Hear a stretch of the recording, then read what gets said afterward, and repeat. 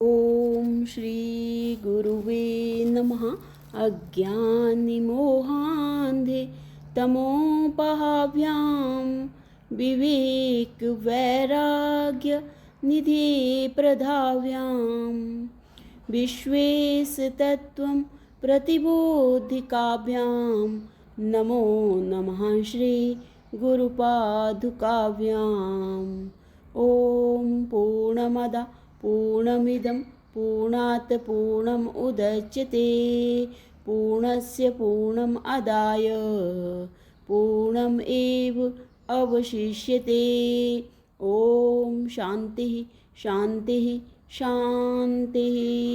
ओम प्रणाम भगवान। वेदांत दीपिका परमहंस स्वामी श्री योगानंद जी महाराज, जिनको आलू वाले बाबा भी कहते हैं भगवान। और आज हमारा नया टॉपिक शुरू हो रहा है। टॉपिक का नाम है स्वर्ग नरक और मोक्ष। प्रश्न है कि पाप पुण्य, स्वर्ग नरक और मोक्ष क्या चीज़ है? कर्म कहाँ रहते हैं? कर्म कहाँ रहते हैं? तो उत्तर में स्वामी जी बता रहे हैं कि पाप पुण्य, स्वर्ग नरक आदि क्या हैं और कर्म कहाँ रहते हैं। यह तेरा प्रश्न अज्ञान के विवेचन करने का है। वह अज्ञान में है और तू अज्ञान, माया, भ्रम और कल्पना को सच्ची मानकर प्रश्न करता है। वे वास्तविक नहीं है, स्वप्नवत हैं, तो भी विवेचन के योग्य हैं। वे सब अज्ञान स्वरूप हैं, तो भी वे किस क्रम से उत्पन्न होते हैं, यह जानने से जब मूल अज्ञान का पता लगता है तभी उसको हटा सकते हैं। अज्ञान ढीला पड़े बिना अथवा उसके नाश हुए बिना मोक्ष स्वरूप समझ में नहीं आता और बिना समझे उसकी प्राप्ति नहीं होती। क्रिया करके जो होता है वह कर्म कहलाता है। कर्म आंतरिक और बाह्य दो प्रकार के होते हैं। दोनों प्रकार के कर्म सूक्ष्म भाव को उत्पन्न करते हैं और उस भाव को अदृष्ट कहते हैं। अदृष्ट शुभ और अशुभ दो प्रकार का होता है। शुभ भाव पुण्य स्वरूप और अशुभ भाव पाप स्वरूप है। पुण्य सुख और स्वर्ग है, पाप दुख रूप और नरक है। जब अदृष्टा पक्व होता है तब उसका फल सुख दुख होता है। जब अदृष्टा पक्व होता है तब उसका सुख दुख होता है।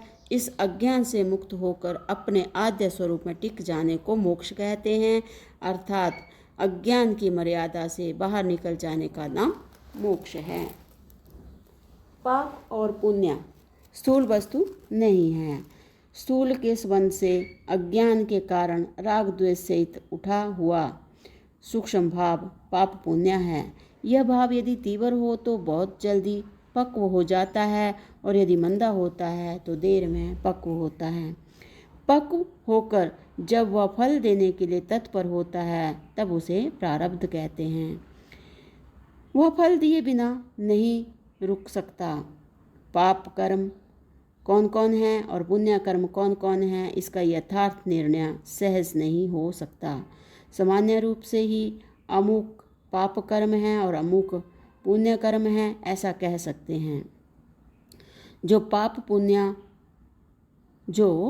पुण्य मात्र स्थूल कार्य हो तो स्वामी जी कह रहे हैं कि जो पाप पुण्य मात्र स्थूल कार्य हो तो ऐसा निर्णय हो सके, परंतु वह सूक्ष्म भाव स्वरूप है, इसलिए उसका यथार्थ निश्चय देश काल स्थिति योग्यता सामर्थ्य सहित लोक सम्मति शास्त्र वाक्य और अपने अंतःकरण के शुद्ध भाव के अनुसार होता है। शास्त्र में अमुक कर्म को पाप और अमुक कर्म को पुण्य कहा है। एक दूसरे शास्त्र में अंतर भी पड़ता है और कभी कभी शास्त्र वाक्य से विरुद्ध फल भी होता है। देश काल संयोग आदि को छोड़कर मात्र शास्त्र वाक्य को ही ग्रहण करना भारी भूल है। इस कारण पाप पुण्य और कर्तव्य अकर्तव्य के निर्णय करने में दीर्घ दृष्टि से काम लेना चाहिए।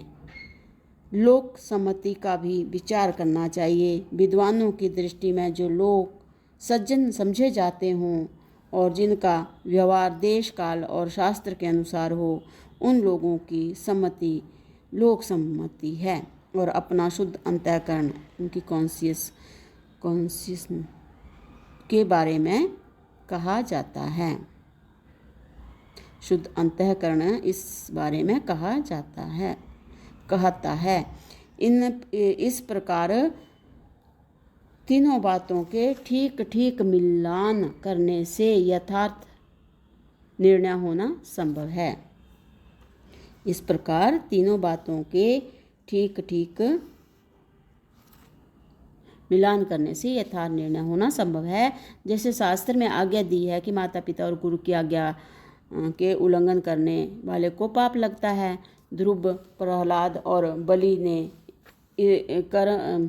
ने क्रम से यानी कि माता पिता और गुरु की आज्ञा का उल्लंघन किया। ध्रुव ने माता की आज्ञा का, जैसे स्वामी जी यहाँ पे बता रहे हैं कि उल्लंघन किया था, तो भी लोक और शास्त्र उन लोगों को दूषित क्योंकि पापी नहीं समझते हैं। माता पिता और गुरु की आज्ञा भंग करके यदि कोई विशेष महत्व का कार्य होता हो तो आज्ञा पालन न करने का दोष नहीं होता, किंतु विशेष फल होता है। माता की आज्ञा भंग करके ध्रुव ने तपश्चर्या की, पिता की आज्ञा न मानकर प्रहलाद ने ईश्वर भजन किया और बलि ने गुरु की आज्ञा पालन न करके दान देने की प्रतिज्ञा पूरी की। सबसे अधिक पुण्य करने से इंद्र की पदवी प्राप्त होती है। स्वर्ग के सब देवताओं को जो सुख और ऐश्वर्य प्राप्त होता है, उस सुख से विशेष सुख और ऐश्वर्य इंद्र को प्राप्त होता है, क्योंकि सब देवताओं का राजा है इंद्र। इतना सुख होते हुए भी वह दुख से मुक्त नहीं है। अधिक सुख होते हुए भी सुख का अंत होता है। इस कारण मुमुक्षुओं को इंद्र के सुख की भी इच्छा नहीं होती। इंद्र का सुख माइक सुख है। मुमुक्षु आत्म सुख के सामने माइक सुख को तुच्छ और असत समझता है। जब कोई महान तपस्वी